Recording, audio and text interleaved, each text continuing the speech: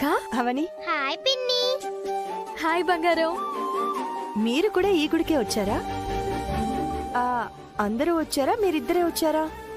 అందరం వచ్చాము.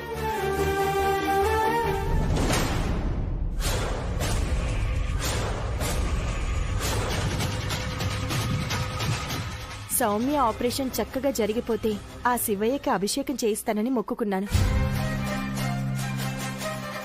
దేవుడి కంటే ముందు దేవుడు లాంటి శ్రీకర్ 5 లక్షలు సాయం చేశాడు కాబట్టి నా కూతురి ప్రాణం కాపాడుకోగలిగాను. శ్రీకర్ గనక సరైన సమయంలో ఆదుకోకపోయుంటే ఏం జరుగుండేదో ఊహించుకోవడానికే భయంగా ఉంది. మంచి వాళ్ళను దేవుడు అప్పుడప్పుడు కష్టపెట్టినా చివరికి మంచి చేస్తాడు. శ్రీకర్ 5 లక్షలు ఈ సుజాతకిచ్చాడా? ఆ డబ్బు అవని తీలేదమ్మా. ఆఫీసులో అవసరం అయ్యి చిన్న అడ్జస్ట్మెంట్ కోసం తీశాను. అంటే ఆ రోజు అవనిని సేవ్ చేయడానికి అంత అబద్ధం చెప్పాడన్నమాట. ఈ విషయం వెంటనే తేల్చేయాలి, లేదంటే నాకు మనశ్శాంతి ఉండదు.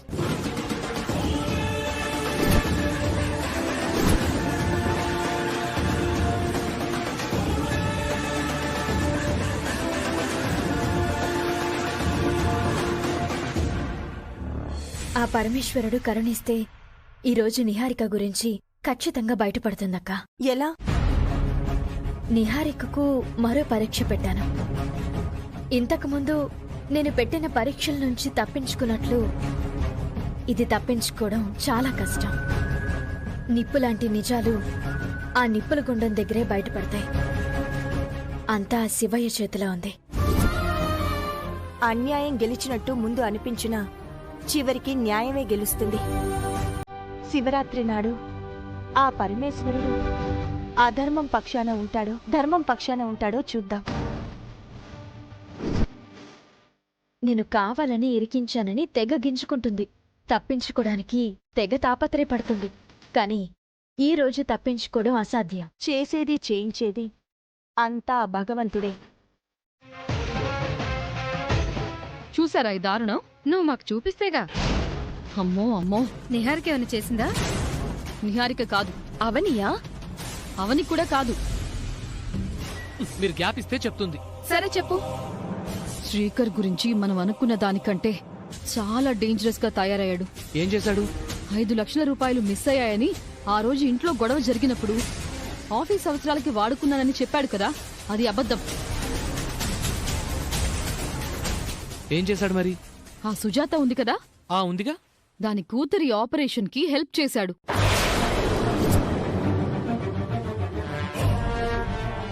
నిజమా? అవునదినా. నువ్వు కరెక్ట్ గానే విన్నావా? కరెక్ట్ గానే విన్నాను, కరెక్ట్ గానే చూశాను. సుజాత అవనిలు ఈ విషయం గురించే మాట్లాడుకుంటున్నారు. నన్ను నమ్మండి. మన ఇంట్లో మనకు తెలియకుండా ఇన్ని అరాచకాలు జరుగుతున్నాయా? దీనిపై మనం వెంటనే ఏదో ఒక యాక్షన్ తీసుకోవాల్సిందే.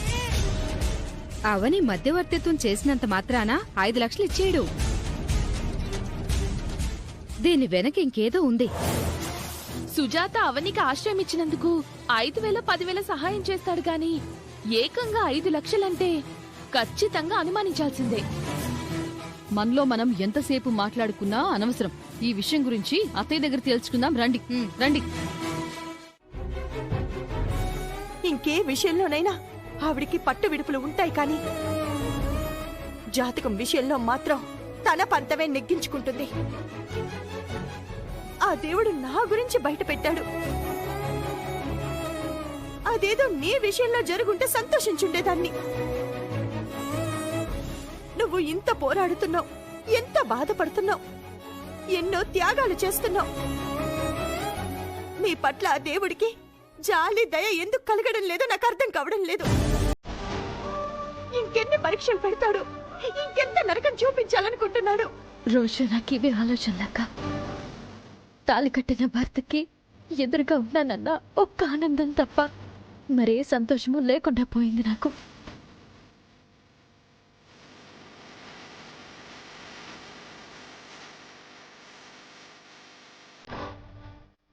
నీ అమ్మ మాటలు విన్నావు కదా, రేపు నా చెల్లెలి పరిస్థితి ఏంటి?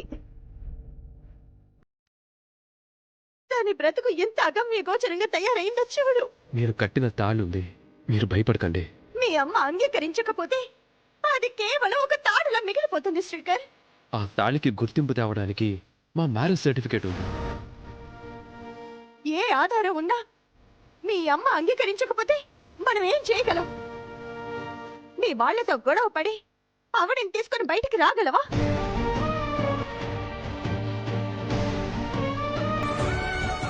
విడిపోవటం గురించి ఆలోచించాల్సిన అవసరం లేదు.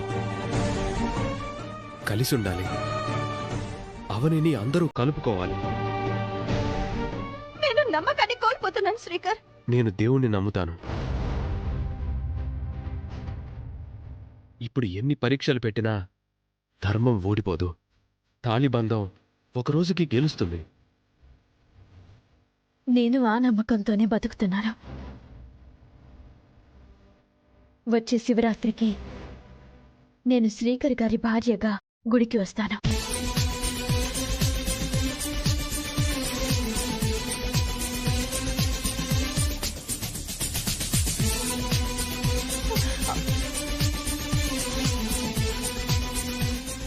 ఆ అమాయకురాలికి అన్యాయం జరగకుండా చూసుకో శ్రీకర్. పిన్నిని భార్యని ఎప్పుడు చెప్తావు బాబాయ్?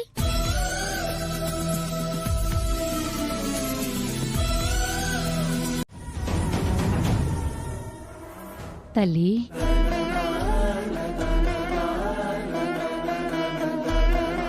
నీ మాటలన్నీ విన్నాను. నీ బాధను అర్థం చేసుకున్నాను. శివయ్య లీలలు చిత్రంగా ఉంటాయమ్మా. ఒక పట్టాన అర్థం కావు. బాధ పెట్టేవాడు అతనే, బాధను తీర్చేవాడు అతనే.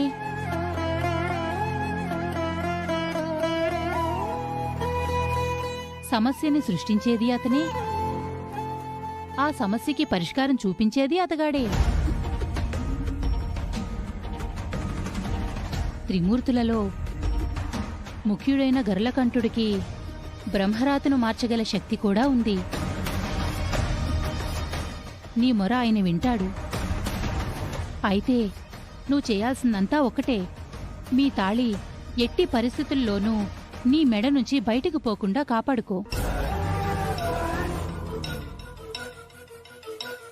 తాళిని నువ్వు రక్షించుకున్నావంటే తాళిబంధాన్ని శంకరుడు రక్షిస్తాడు.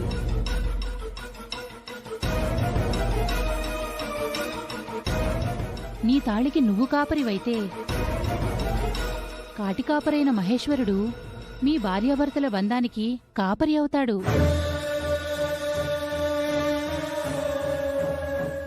వజ్ర సంకల్పంతో దీనిని నువ్వు భద్రపరుచుకుంటే ఆ శివశంకర వరప్రసాదుడు నీకు వరాలను ప్రసాదిస్తాడు.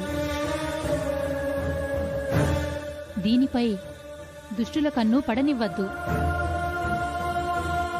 అప్పుడే మీ బంధానికి శివయ్య రక్షుంటుంది. సరేనా?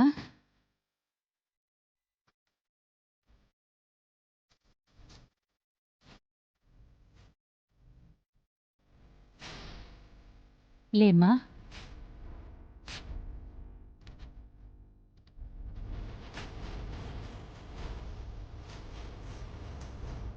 సాక్షాత్తు పార్వతీదేవి ప్రత్యక్షమయ్యి నాకు బుద్ధులు చెప్పి హెచ్చరించినట్లు అనిపించిందమ్మా. నీ ప్రతి మాటను విలువైన మూటగా మనసులో దాచుకుంటాను.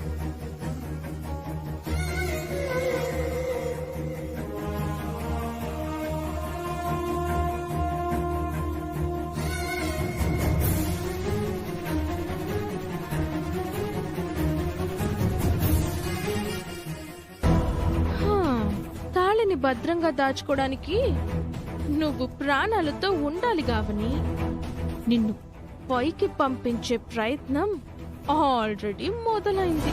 ఈ భూమి మీద నువ్వు ఉండేది మరికొన్ని గంటలు మాత్రమే.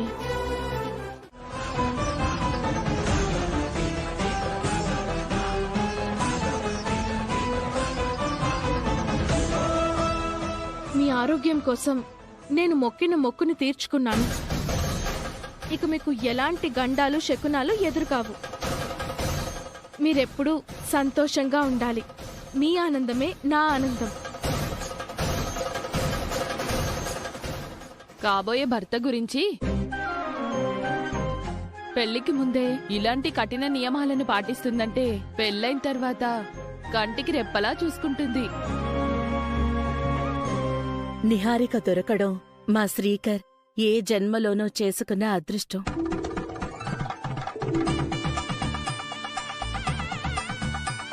నిహారిక కాసేపు రెస్ట్ తీసుకుందురా అమ్మా.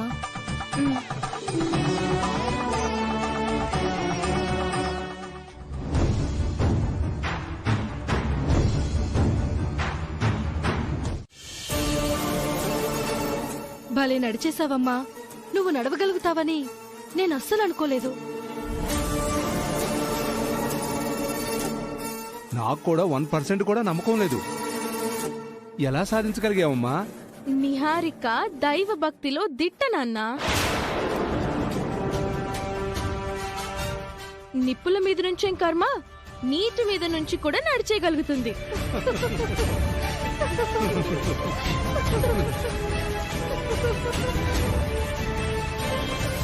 ఈ నిహారిక గురించి ఆ అవని చాలా తక్కువ అంచనా వేసింది గౌతమి. అవును బేబీ, ఆ అవనికి దిమ్మ తిరిగి బొమ్మ కనపడుంటుంది. మేం తెచ్చిన వాటితో పనైపోయిందిగా, ఇంకెందుకు ఆ సేఫ్టీ? తీసేయ్.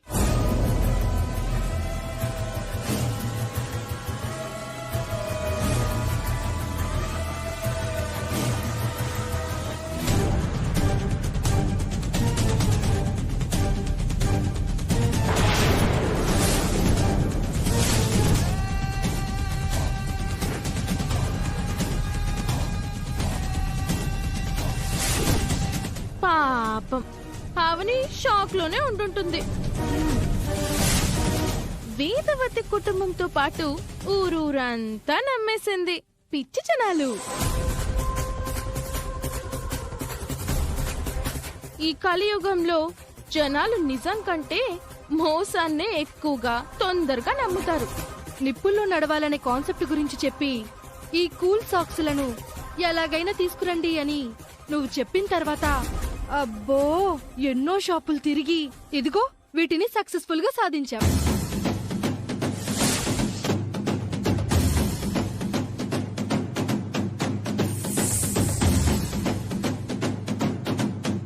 నువ్వు అన్నట్టు నీకు మంచి మైలేజ్ వచ్చిందమ్మా. అస్సలు అనుమానం రాకుండా యాక్ట్ చేసావమ్మా. హా, ఈ మాట కామాట ఈ రోజు మీరిద్దరు కూడా అద్భుతంగా పర్ఫామ్ చేశారు. ఈ దొంగచాటు వ్యవహారాలేంటి? నీ నాటకాలు బయటపడాలంటే నీ మీదొక కన్నే సుంచాలి కదా. నాటకాలేంటి? అదే బంగారం, జనాలందర్నీ పిచ్చోలని చేసిన సాక్సుల నాటకం.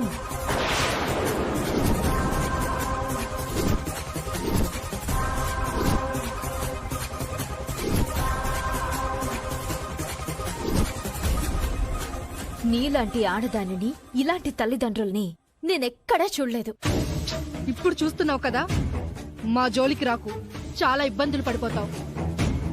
చూడు, నిహారిక గురించి ఇప్పటికైనా నీకొక క్లారిటీ వచ్చుంటుంది కాబట్టి నీ పని నువ్వు చూసుకోవడం బెటర్. ఇంకా చెప్పాలి అంటే వేదవతి గారింటిని పట్టుకొని వేలాడకుండా బయటికి వెళ్ళిపోవడం బెటర్. ఆ ఇంటితో నాకు ప్రత్యేకమైన అనుబంధం ఉంది.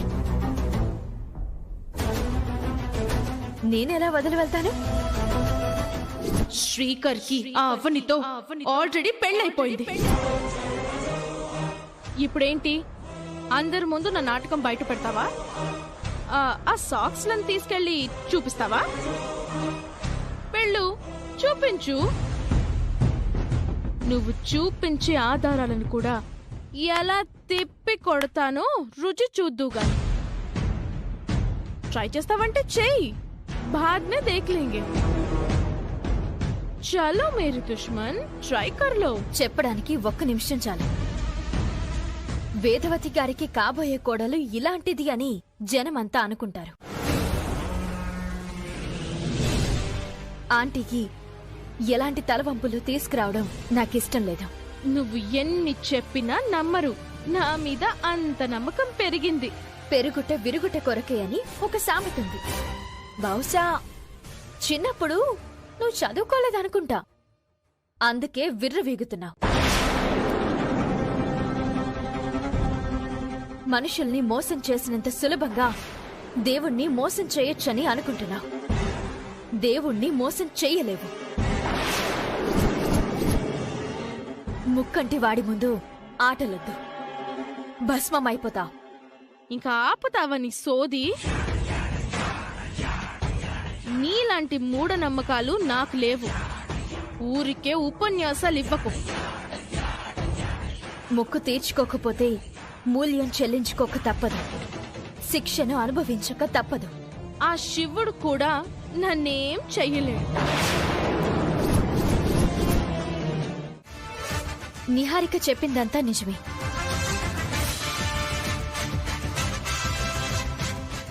నేను నా మాటని నిలబెట్టుకుంటాను.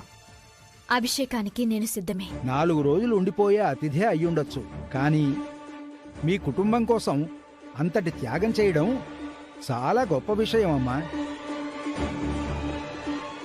అందుకే పూజారి గారు, నిహారిక అవనీలు నాకు 2 కళ్ళలాంటి వాళ్ళు అని అంటుంటాను.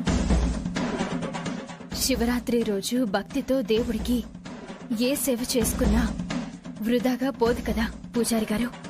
అవునమ్మా, ఇక ఆలస్యం ఎందుకు, మొదలుపెట్టు తల్లి.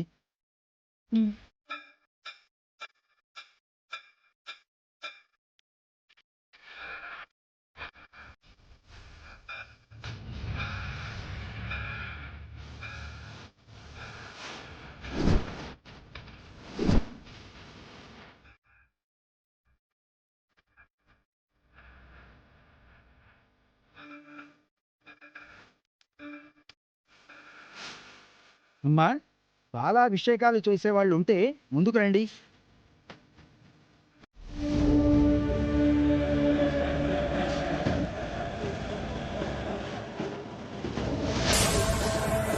Tit for tat.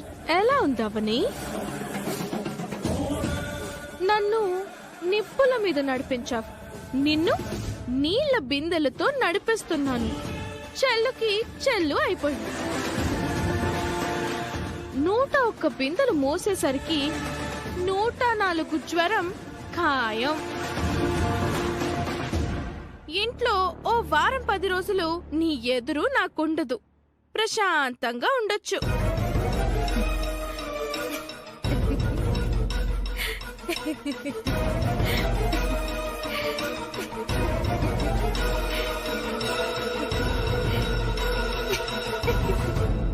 ఎందుకు నవ్వుతున్నావు? నేను నిన్ను ఇరికించానన్నది నిజం. నువ్వు నన్ను ఇరికించానని అనుకోవడం నీ భ్రమ. బిందెలు మోయడం మొదలు పెట్టావు కదా, భ్రమెలా అవుతుంది? ఓసి పిచ్చిదానా, మోయిస్తున్నానని నువ్వు అనుకుంటున్నావు, కానీ నేనెటు మోయాల్సిందే. ఎందుకు? శ్రీకర్ గారి ఆరోగ్యం బాగుండాలని నేను ముందే మొక్కుకున్నాను. మరి మోయొద్దా? శ్రీకర్ గారికి మరోసారి ఎలాంటి గండమో రాకూడదని మొక్కుకున్నాను. మొక్కు తీర్చుకోవాలా వద్దా? 101 బిందెలతో అభిషేకం చేయడం నాకు భారం కాదు, అది నా బాధ్యత. బాధ కాదు, సంతోషం. ఇప్పుడు చెప్పమ్మాయి, ఎవరి మీద ఎవరు గెలిచినట్టు? నీలా మోసపు మొక్కులు చెల్లించాల్సిన అవసరం నాకు లేదు, రాదు. అర్థమైందా? నాకు కాబోయే భర్త ఆరోగ్యం గురించి నువ్వెందుకు అభిషేకం చేయడం? చెయ్యొద్దు, మానే. ఎవరి బంధాలు వాళ్ళకుంటాయి. మొదలు పెట్టిన తర్వాత పూర్తి చేయడాలు తప్ప మానేడాలుండవు.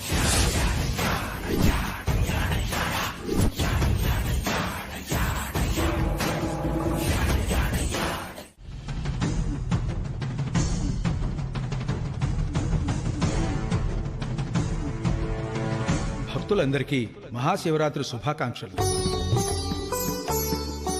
ఉత్సవాల్లో భాగంగా నిర్వహిస్తున్నటువంటి నాటక ప్రదర్శనలు మరికొద్దిసేపట్లో ప్రారంభం కాబోతున్నాయి.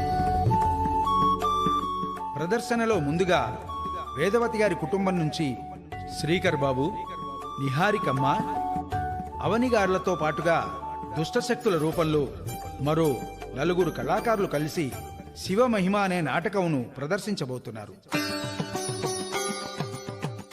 క్లుప్తంగా ఘట్టం యొక్క సారాంశం ఏమిటంటే, శివపార్వతులు కైలాసంలో నాట్యం చేసుకుంటూ ఉండగా భూలోకంలో ఉన్న భక్తురాలు తనకు వచ్చిన కష్టాన్ని మొరపెట్టుకుంటూ శివుణ్ణి ప్రసన్నం చేసుకుంటుంది.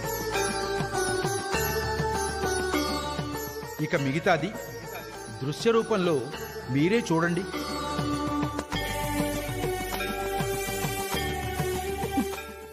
నిహారిక గురించి, దాని భవిష్యత్తు గురించి మనం ఊహించుకున్న దానికి, జరుగుతున్న దానికి అస్సలు సంబంధం లేదు. ఓం నమః శివాయ.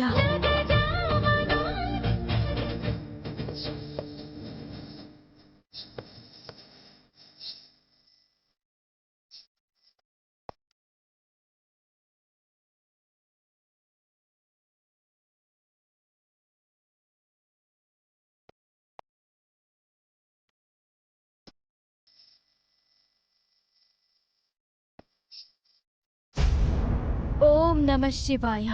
ఓం నమః శివాయ. స్వామి, జరుగుతున్నది నాటకమే అయినా నిజం బయటపడేలా చేసి నా చెల్లెలి గురించి తెలియజేయి.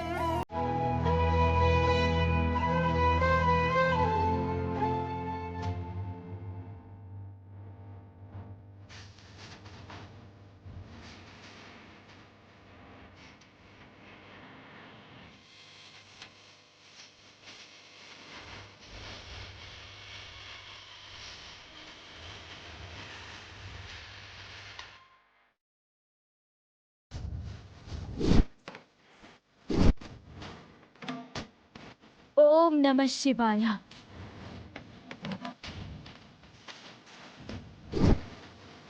ఓం నమః శివాయ. ఓం నమః శివాయ. పూజ చేయడానికి వీలేదు. ప్రాణమైనా వదులుతాను కానీ నా శివయ్యను ప్రసన్నం చేసుకొనిదే నేను పూజ నుంచి లేవను. ఎలా లేవో మేము చూస్తాం. నీ పూజను భంగం చేస్తాం. ఓం నమః శివాయ.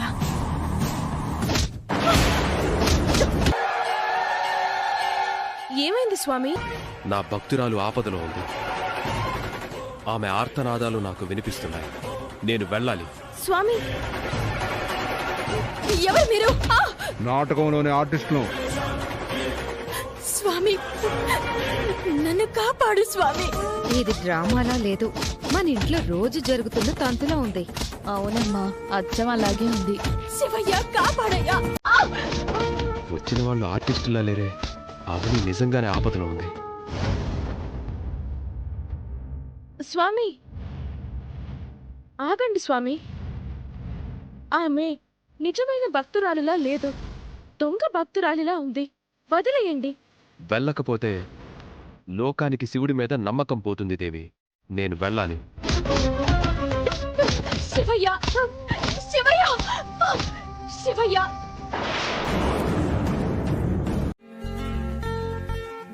నిజంగా కళ్ల ముందు జరుగుతున్న సంఘటనలా అనిపించింది. మీ ఇంట్లో మంచి కళాకారులు కూడా ఉన్నారమ్మా. అవునవును, కళాకారులు ఎక్కువైపోయి ఒక్కోసారి మా ఇంట్లో ఏం జరుగుతుందో అర్థం కాకుండా పోతుంది. వాడి మాటలు మీరేం పట్టించుకోకండమ్మా. నిహారిక, మీ గురించే జనాలు తెగ పొగుడుతున్నారు. వేసిన ప్లే అలాంటిది మరి.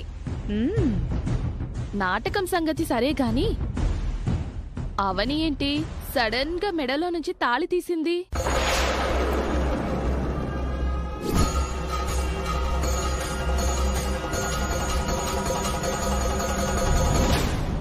చెప్పవని. నీ మెళ్ళో తాళుందని ఒకరోజు పవిత్ర చెప్పింది.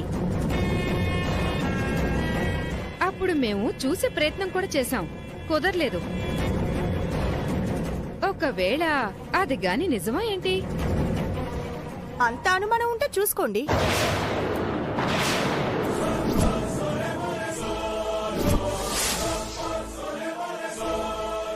అవని నాటకంలో వేసిన పాత్ర తన జీవితంలో నిజంగా జరిగిందేమో.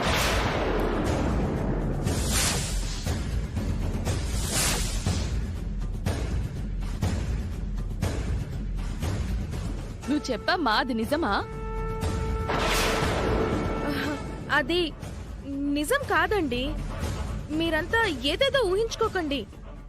తాళి అనేది కేవలం నాటకంలో భాగం మాత్రమే.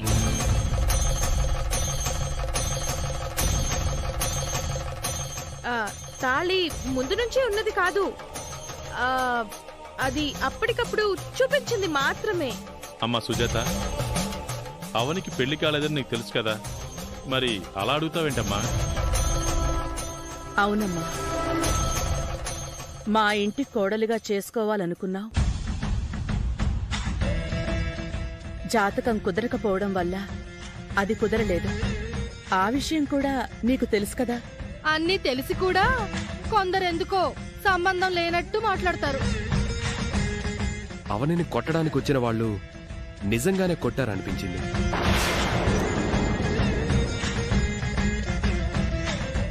వాళ్ళ సంగతి తేల్చాలి. పూజారి గారు, వాళ్ళ వివరాలు ఇవ్వండి. మీరు వేసిన నాటకం యొక్క కథ గురించి, నటుల గురించి అంతా నిహారికమ్మే చూసుకున్నారు బాబు. నిహారిక వాళ్ళెవరు?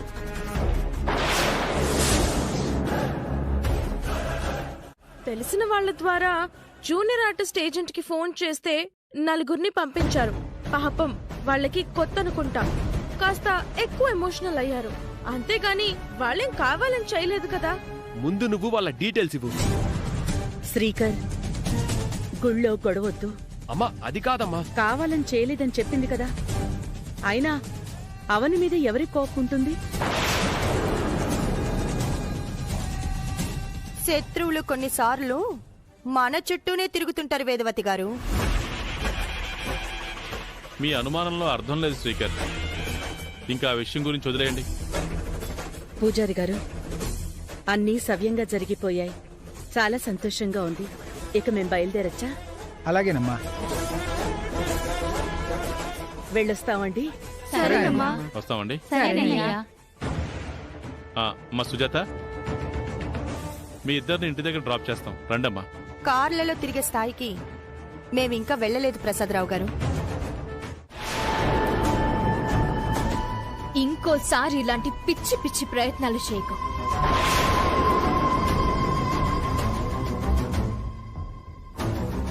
ఈ విషయం శ్రీకర్కి గాని చెప్తుందేమో. అవునమ్మా, నీ దగ్గర ఇలాంటి క్రైమ్ థాట్స్ ఉన్నాయని శ్రీకర్కి తెలియడం మంచిది కాదు. అవని,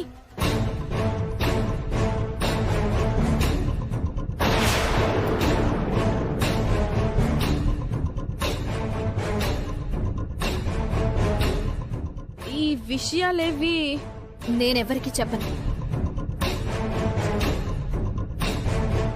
బట్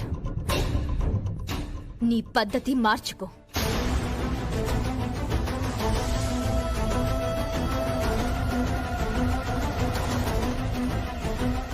ఈ అవనితో మనం చాలా జాగ్రత్తగా ఉండాలి.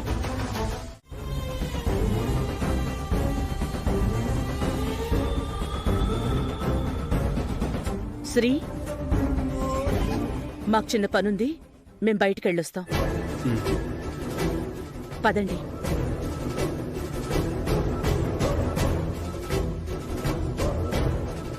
శ్రీకర్ గారు, మీ అనుమానం ఇంకా తీరలేదు కదా. మంచి టైం చూసి ఆ ఆర్టిస్ట్లను నేను పిలిపిస్తానులేండి. మీరు పోలీసోడ్లాగా ఇన్వెస్టిగేషన్ చేద్దురు గాని, సరేనా?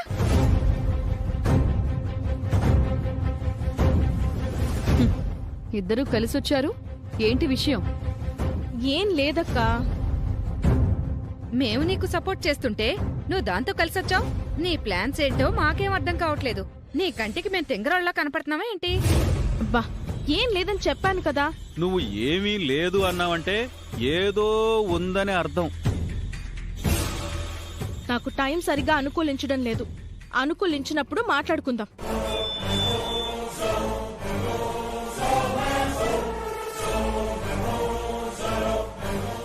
మామూలు ఎందుకు పదే పదే ఆ విషయం గురించి ఆలోచిస్తున్నారు? ఆలోచించకుండా ఎలా ఉంటాను మరి? నీకేం కాలేదు కాబట్టి సరిపోయింది. ఏదైనా అయ్యుంటే? ఏదైనా అంటే? ఏదైనా అదే ఏంటది? చెప్పలేము. చచ్చిపోయి ఉంటేనా?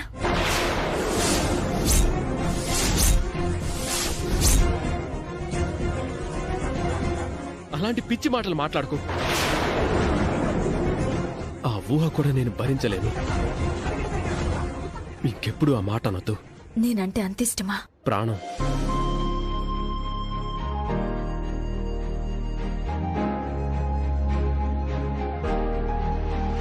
అంతకంటే పెద్ద మాట ఇంకేదైనా ఉంటే అది కూడా సరిపోదు.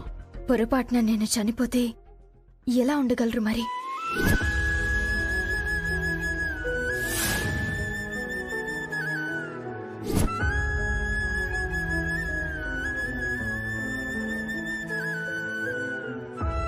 నీకేదైనా అయితే నేను బతకలేను. ఈ లోకంలో అయినా ఏ లోకంలో అయినా ఇద్దరం కలిసే ఉండాలి.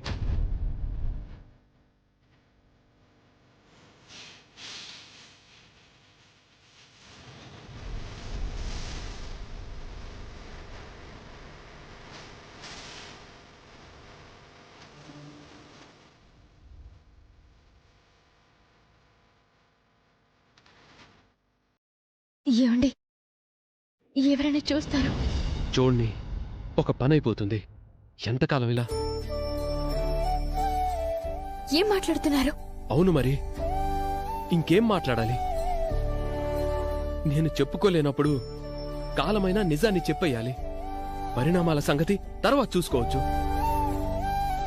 స్టేజి మీద ధైర్యంగా తాళి నువ్వు చూపించినప్పుడు ఎలాగైనా మన గురించి తెలిసిపోవాలని మొక్కుకున్నాను. అవునా? మరి భక్తురాల గురించి చెప్పేయకపోయారా? భక్తురాలివైనా నువ్వే, భార్యవైనా నువ్వే. మన బంధం ఎప్పటికీ విడిపోదు, ఇలాగే ఉంటుంది.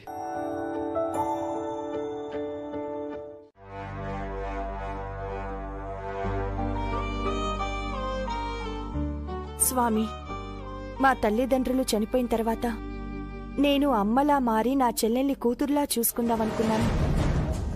కాని నా చెల్లెలే నాన్నలా మారి కుటుంబ భారాన్నంతా మోసింది. ఇంకా మోస్తూనే ఉంది.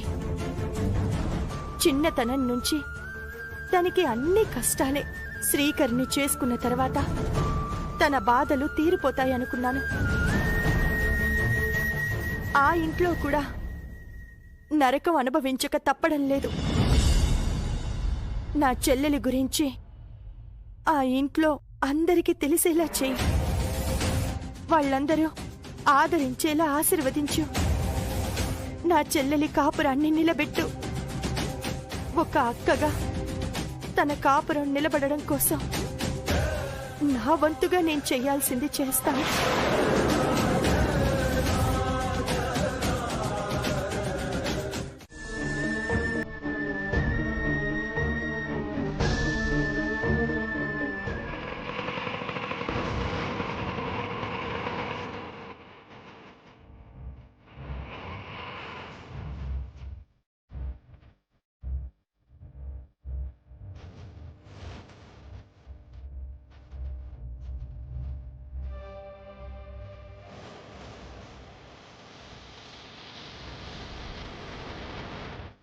అవని వల్ల నాకు ప్రైవసీ లేకుండా పోయింది.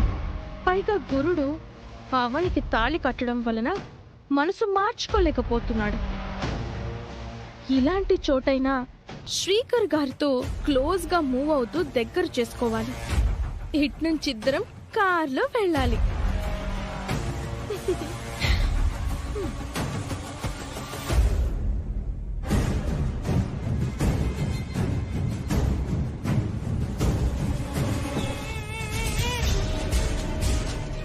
Excuse me.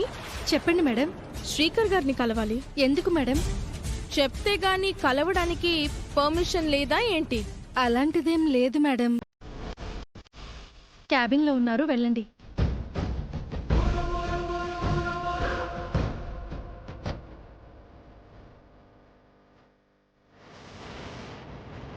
అంత యాటిట్యూడ్ చూపిస్తుంది ఎవరే ఉంటారబ్బా?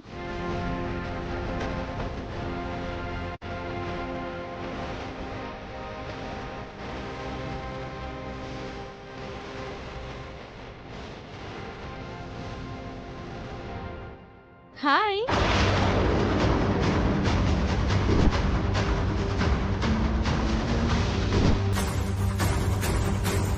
ఏదో భూతాన్ని చూసినట్టు ఎందుకు అంతలా షాక్ అయ్యారు? ఎందుకొచ్చావు? రాకూడదా ఏంటి?